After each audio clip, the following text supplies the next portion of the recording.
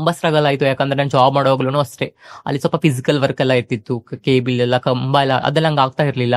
ತುಂಬಾ ಕಷ್ಟ ಆಗೋದು. ಹಂಗೆ ಫ್ರೆಂಡ್ ಎಲ್ಲ ಪರಿಚಯ ಆಗಿ, ನಮ್ಮ ಕಮ್ಯುನಿಟಿ ಎಲ್ಲ ಪರಿಚಯ ಆಗಿ ನಾನು ಡಿಸೈಡ್ ಮಾಡಿದೆ ನಾನು ಹೆಣ್ಣ. ನೀವು ಫಸ್ಟ್ ನೀವು ಸೆಲೆಕ್ಷನ್ ಆಗಿ ಜಾಬ್ಗೆ ಮೇಲ್ ಆಗಿ.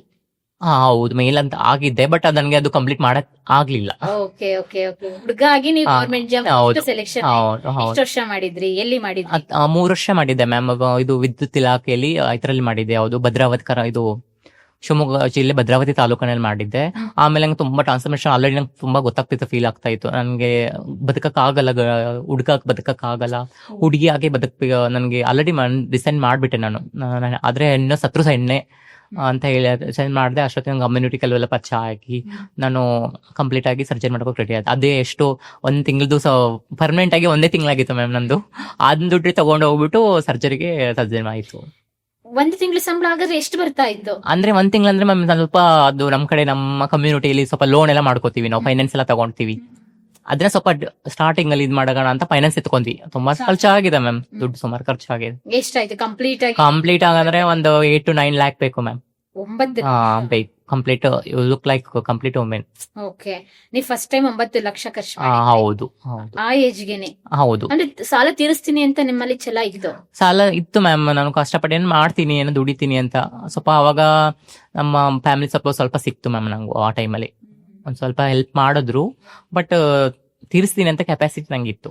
ನೀವು ಕಂಪ್ಲೀಟ್ ಆಗಿ ಟ್ರಾನ್ಸ್ ಆದಾಗ ಜಾಬ್ ಅಲ್ಲಿ ಇದ್ರ, ಜಾಬ್ ಬಿಟ್ಟಿದ್ರ? ಜಾಬ್ ಇರ್ಲಿಲ್ಲ ಮ್ಯಾಮ್. ನಾನು ಜಾಬ್ ಬಿಟ್ಬಿಟ್ಟಿದ್ದೆ ಆಲ್ರೆಡಿ. ನಂಗೆ ಆಗ್ತಾ ಇರ್ಲಿಲ್ಲ, ಆಲ್ರೆಡಿ ಬಿಟ್ಬಿಟ್ಟಿದ್ದೆ. ಸೇವಿಂಗ್ಸ್ ಮಾಡಿದ್ರಿ ನೀವು? ಆ ಟೈಮಲ್ಲಿ ಆಗಿತ್ತು ಮ್ಯಾಮ್, 1.5 ಲ್ಯಾಕ್ ಮಾಡಿದ್ದೆ. ಓಕೆ. ಉಳಿದಿದ್ದೆಲ್ಲ ಸಾಲ? ಉಳಿದ ಸಾಲ ಮಾಡ್ಕೊಂಡು. ಓಕೆ. ನಿಮ್ದೆಲ್ಲ ಪೂಜೆ, ಮಾತಾಜಿ ಅದೆಲ್ಲ ತುಂಬಾ ಖರ್ಚಾಗಿದೆ ಮ್ಯಾಮ್. ಅದು 4.5 ಲಕ್ಷ ಆಗಿದೆ ಆಕ್ಚುಲಿ, ಮಾತಾ ಪೂಜೆ ಎಲ್ಲ ಸೇರಿ. ಓ ಮೈ ಗಾಡ್. ಅಂದ್ರೆ ಫೈನಲಿ ನಿಮ್ ಡ್ರೀಮ್ ಫುಲ್ಫಿಲ್ ಆಯ್ತು?